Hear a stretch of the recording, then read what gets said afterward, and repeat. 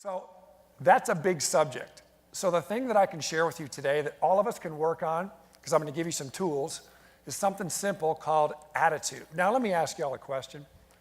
As sales professionals, as top sales professionals, how important on a scale of 0 to 10 is attitude in your business? 10, right? To 20, 10. I mean, that's what I hear. Every sales team I ever ask, 10, Dan, 10. Of course, that's what I expect. I have never heard a sales team say, it's about a 4, whatever. No, 10.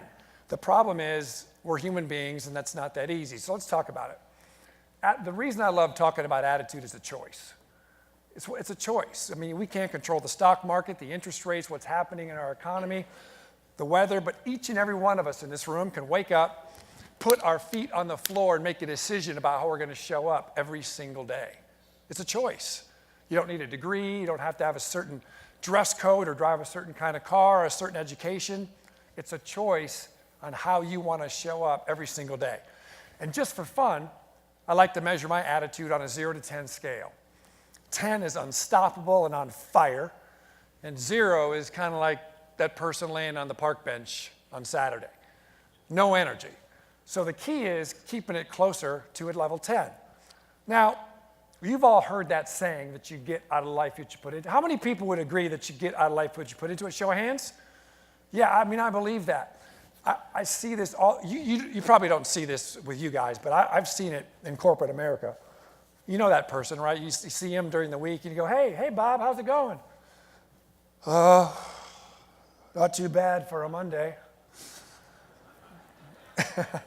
Hey, Bob, how's it going? Oh, it's Wednesday. Whoop, whoop. All right. Hey, Bob, how's it do? How you doing? Oh, thank God it's Friday. Jeez. Are you kidding me?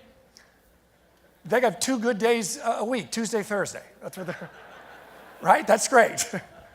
I mean, I totally believe that you get out of life what you put into it. If you're walking around with a level 4 mood or a level 4 attitude, that's kind of what you get back from people. Would you agree, yes or no?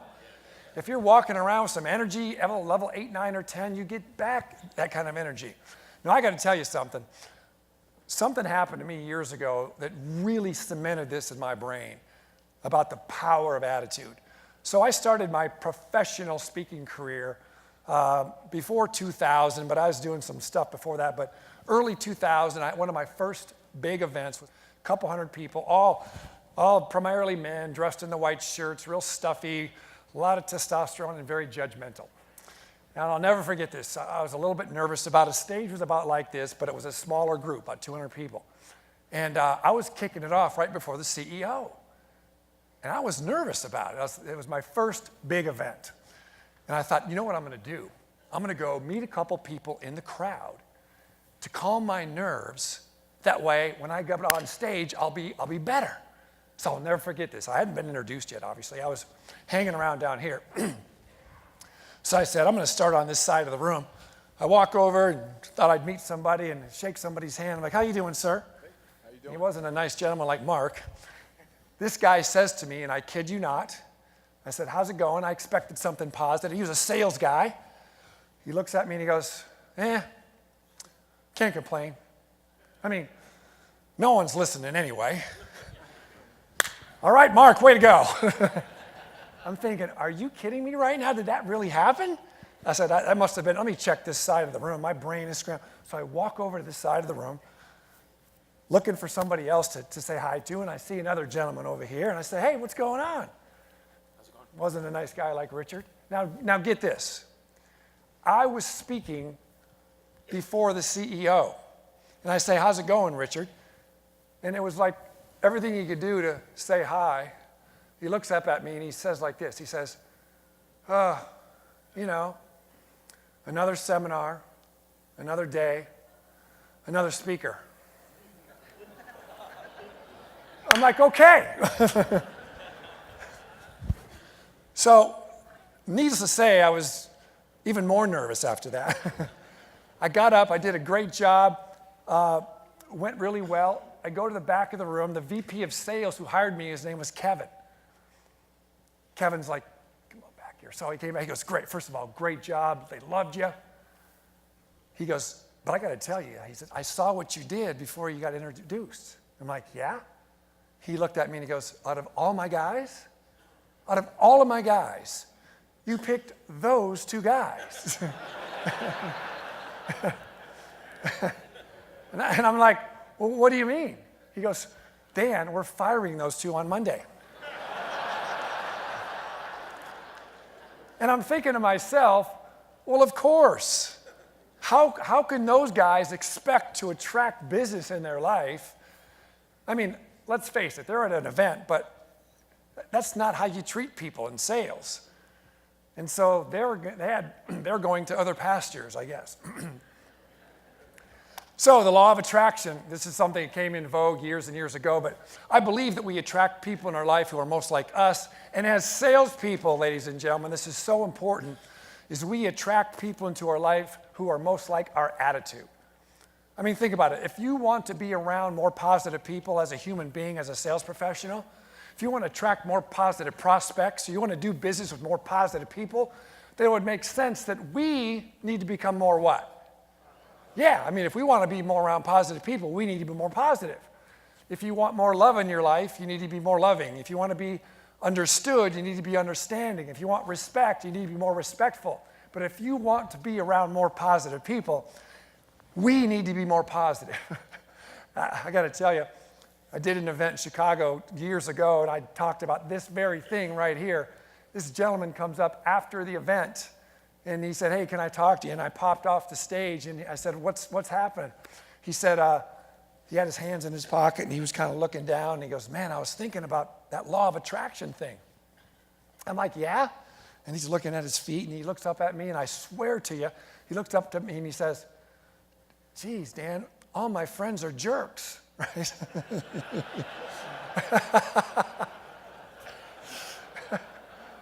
So, of course, I tried to play it off. I'm like, yeah, well, recognition is the first step, So, and I say that lightheartedly because, there's some people in here maybe don't operate at that high level for attitude. And so if you're listening to me talk about that, about showing up and being your best and the law of attraction and a level 10, I mean, if you're hearing me have that conversation and you're being honest with yourself and you're saying to yourself, I'm not there, I'm a 5, I'm a 6, I'm a 5 on a good day. I mean, if that's you right now, or if that's somebody you know, the question is, can you change that attitude, yes or no? Can you change the attitude, yes or no? And when can you change it? Now. You can change it right now. I mean, I don't care if you've been Debbie Downer for the last 20 years.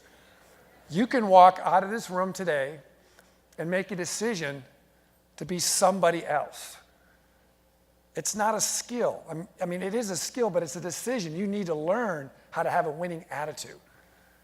It's a skill, but it's something that you can do. So this is maybe one of the most important things you're going to learn today.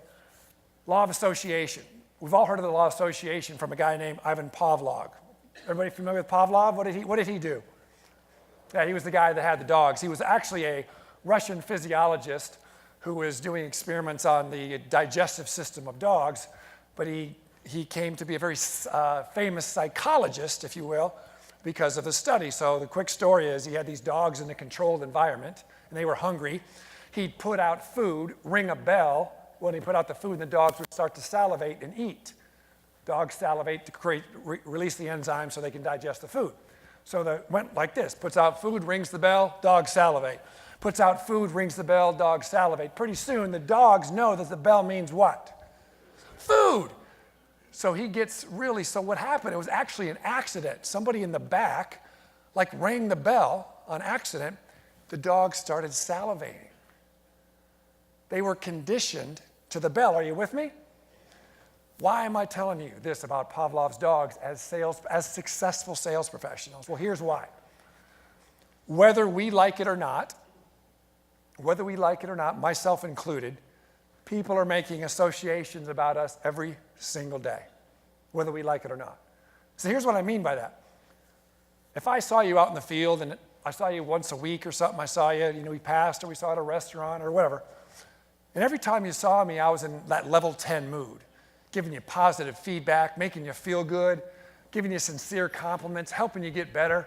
Pretty soon you're like, man, I like that Dan guy. I like him a lot. He's positive. So pretty soon you get a positive association to me, right? So over time, pretty soon what happens is all you have to do is see my face, hear my voice, see my car drive up, or even see an email come through, and boom, you literally start to feel good. And I say that because I guarantee right now there's somebody in your life right now that all you have to do is see their face and hear their voice, and you start to feel tired and depressed. True or not true? It's true. I've had lunch with clients afterwards and felt like taking a nap. I mean, people are making associations about you every single day. Now, oh, this is good. Question for you, excuse me. Do you think associations can have an impact on your personal life too, yes or no? Yeah, this is bonus information, by the way, bonus information. I think about this stuff all the time. I'm kind of just a psychology geek, and I think about this stuff all the time. So when I come home at night, and I hit the garage door opener, and if my wife Jennifer is in the house somewhere, like near the kitchen, she can hear that garage door go up. You know that sound, right? She can hear that vibration. She knows I'm home. So it happens every time. I hit the garage door, and I can see her car if she's home, and then I'm thinking, what is going through her head right now? I mean, seriously, does she hear the garage door? And is she going, yeah, woo, Dan's home, yeah.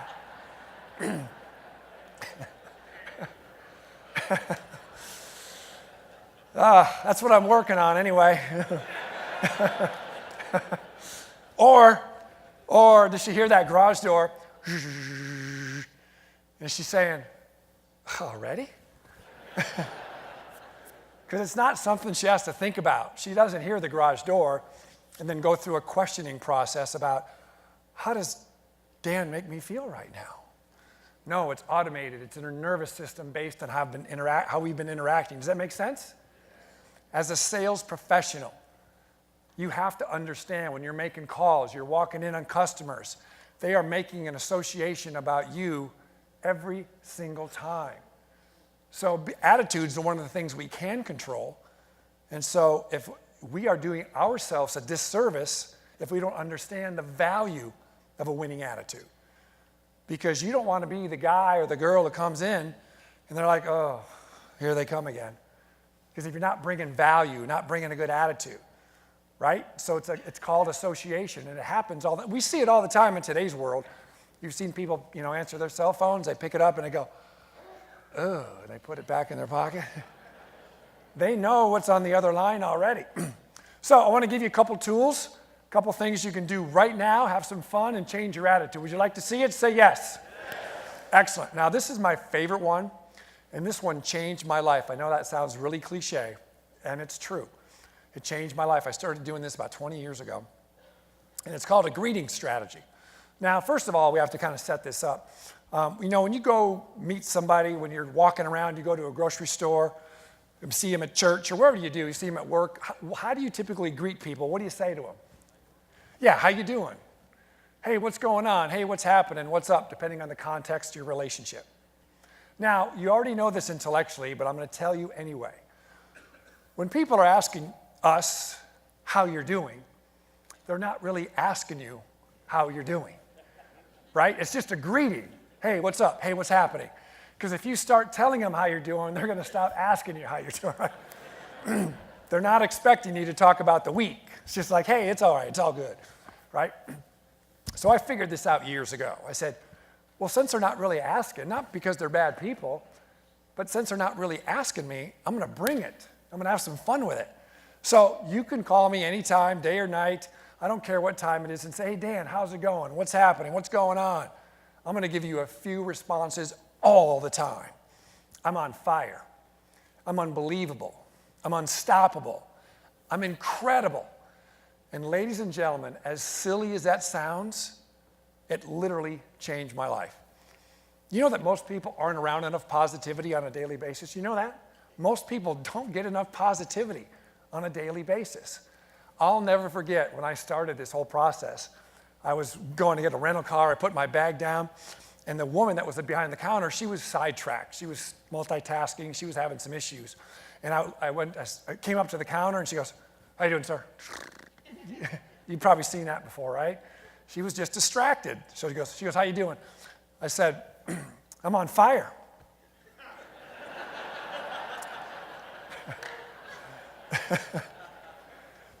She looked up at me. She's like, "Are you okay?" I'm like, "I am." And she literally snapped right there. She goes, "I am so sorry. I'm so sorry. I'm totally in the weeds right now. I'm multitasking. First of all, Mr. Lier, thank you for being our loyal customer. Oh my gosh. Thank you so much. Oh, wow, you're pretty tall. You probably need an upgrade, don't you? Let's get you out of here." I mean, let's face it. She was distracted. She was a nice person, but she was in the weeds. And so that simple greeting kind of brought her back to reality, and she had a positive association with me. Not too long ago, I was in Salt Lake City Airport in the Southwest Airline Terminal, and there was a little sundry store right across from the Wendy's. So I walk in there to get some gum, right? Put the gum down, and the woman says, "How you doing, sir?" like she says to thousands of people a day. And I said, "I'm unbelievable." She literally dropped the gum. She put her hands on her hips, and she goes, "Are you really?"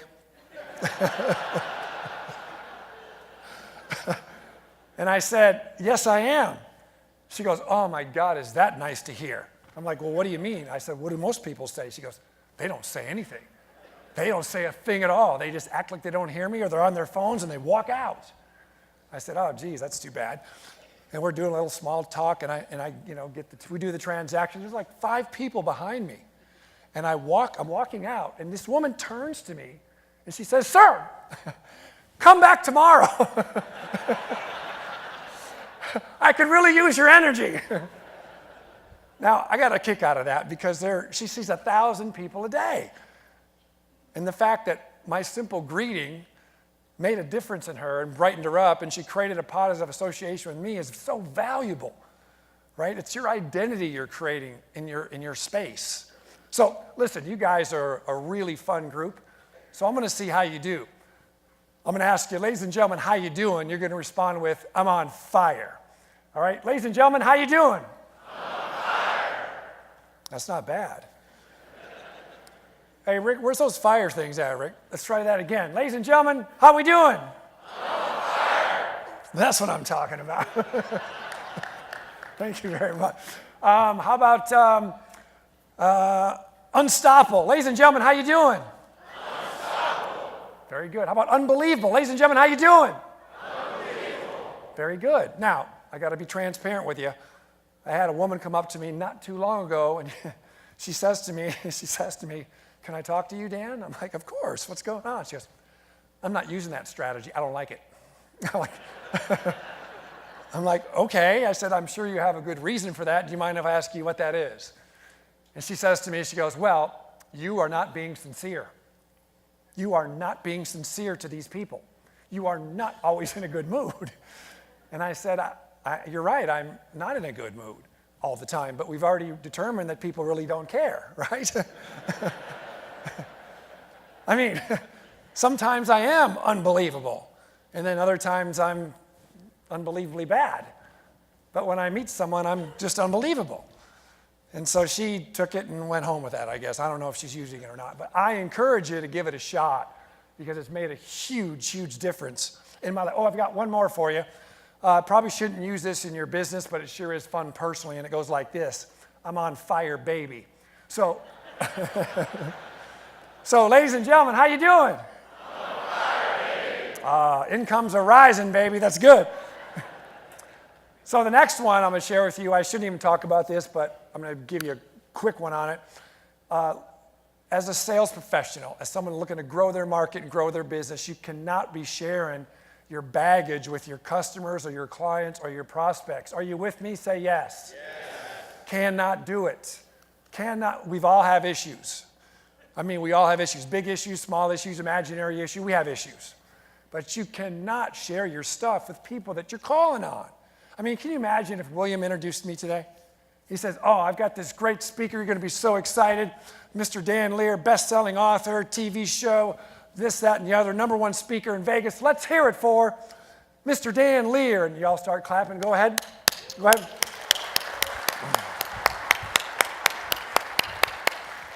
And I come up here this afternoon, and here's what I do. Well, good afternoon, everybody. Wow, this year is a good-looking group. You're looking pretty fired up. I'm your motivational guy. And we're going to talk about how to master the art of selling. I got to tell you, I'm usually a little bit better than this. But my wife and I are having some issues right now. What are you laughing about? I mean, because you know, like, relationships are like the seasons, right? And we are in the dead of winter at my place. My son is having some challenges in school, and my daughter's been texting 50 Cent. So if you stick with me for a while, I'm kind of like a fourth quarter player. And anyway, so that skit's over, all right? Can you imagine if I did that? What would you be saying in your head? Oh, get this guy out of here. Are you kidding me? So the fact is, people care about you, but they don't care about you that much. In business. So find a great friend or a therapist, but do not bring your baggage to work. If you believe that, say yes. Last but not least, just be your best. Be the best you can be. You know, people, again, just being transparent with you, people have come up to me and say, well, that's easy for you to say, Dan, you're this motivational guy. I don't wake up happy. I'm not that kind of person. Well, that's just not the way it is. It's just about being your best. It cracks me up. I've had people come up to me and say, man, how do you do it? How do you do what you do? How do you stay so up? Are you always like this? No, I'm not always like this. This would be annoying if I was always like that. I mean, can you imagine me walking through Kmart with my kids? Yeah, it's Kmart, woo! Walmart maybe, but not Kmart. The point is, just be your best. I mean, if your best today is an 8, then bring it. If that's your best as an 8, bring it. Make you the best 8 you can be. If your best is a 7, bring it, because maybe tomorrow you can get to an 8. Just be the best you can be. It's like anything else. You got to work on yourself to get to where you want to go. You know, we're human beings. It's not always perfect. We have issues. We have family things come up. We have disappointments. But if you can understand that when I'm meeting my customers and clients, I have to put myself in that 8, 9, and 10 mode, you will make more money. Does that make sense, yes or no?